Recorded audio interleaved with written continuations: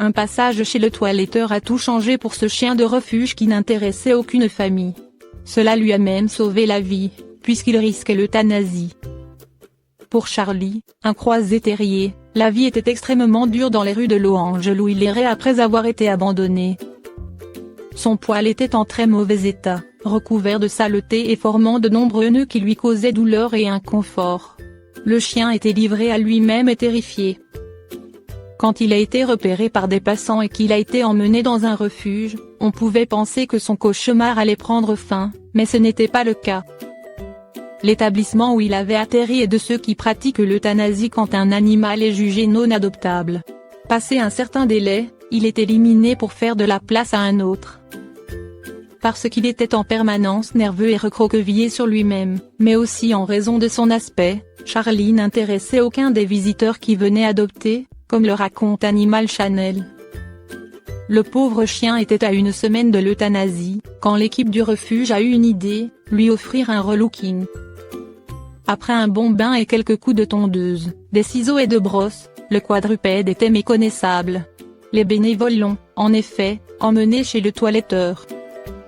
Sa transformation n'était pas que physique, puisque, débarrassé des nœuds qui lui faisaient si mal, Charlie avait retrouvé son calme et sa joie de vivre. La stratégie a payé. 3 jours seulement après son retour au refuge, une famille d'adoption a été trouvée pour le canidé, qui a ainsi eu la vie sauvée et a pu en commencer une nouvelle au sein d'un foyer aimant.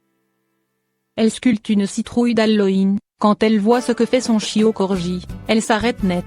Les citrouilles d'Halloween ne font généralement pas vraiment peur. Mais il y a une citrouille qui fait exception à la règle pour un petit chiot Corgi qui a été très désemparé par ce légume menaçant. Maya est une jeune Corgi de seulement quelques mois qui découvre le monde qui l'entoure avec curiosité et émerveillement. L'autre jour, la maîtresse de Maya sculptait une citrouille pour décorer sa maison pour Halloween, et son petit chiot était dans les parages pendant qu'elle s'adonnait à cette activité. C'est seulement quand elle s'est retournée que la maîtresse de Maya s'est rendue compte que le petit chiot était très désemparé par les courges qui n'étaient même pas encore découpées. Peut-être qu'avec le temps, Maya se rendra compte que ces citrouilles ne lui veulent aucun mal, et qu'elle peut se contenter de les manger tranquillement quand on lui en donne dans sa gamelle. Une étude sur les chiens Staffordshire Bull Terrier révèle quelque chose que tout le monde ne veut pas savoir. Les conclusions de cette étude vont à l'encontre des préjugés qui collent à la peau de cette race.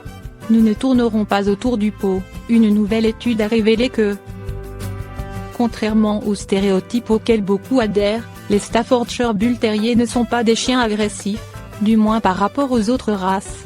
La recherche a été encadrée dans le cadre du programme VetCompass du Royal Veterinary College, RVC, qui a analysé au total 1304 Staffordshire Bull Terrier et 21 029 spécimens d'autres races, en compilant une liste des 36 troubles les plus courants, y compris les maladies dentaires, otite et obésité. Les Staffordshire Bull Terrier sont-ils des chiens agressifs ? Le Staffordshire Bull Terrier est une race à l'apparence molossoïde dont la réputation est souvent associée à une tendance innée à l'agression. Or, la vérité ressortant de cette étude est que cela n'est pas fondé. Il y a d'ailleurs peu de preuves soutenir cette étiquette. Camilla Pegram, l'épidémiologiste responsable de l'étude, a ainsi conclu ce qui suit: bien que ces chiens soient souvent perçus comme agressifs, cette étude n'a révélé aucune différence significative de risque d'agression entre eux par rapport aux autres races.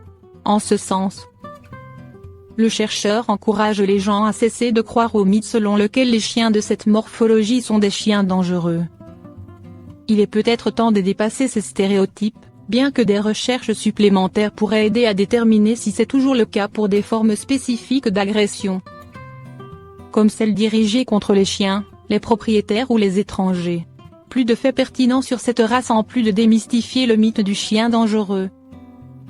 L'objectif de l'étude était de vérifier les différences d'état de santé entre le Staffy et les autres chiens, en tirant diverses conclusions. L'une d'elles concerne les maladies les plus courantes qui affectent généralement cette race. Ainsi, il ne fait en effet aucun doute qu'il y a un risque de convulsion significativement plus élevé, plus de 2 fois supérieur, chez ces chiens. De la même manière, la dermatite atopique, les masses cutanées et l'arthrose sont également plus caractéristiques chez eux.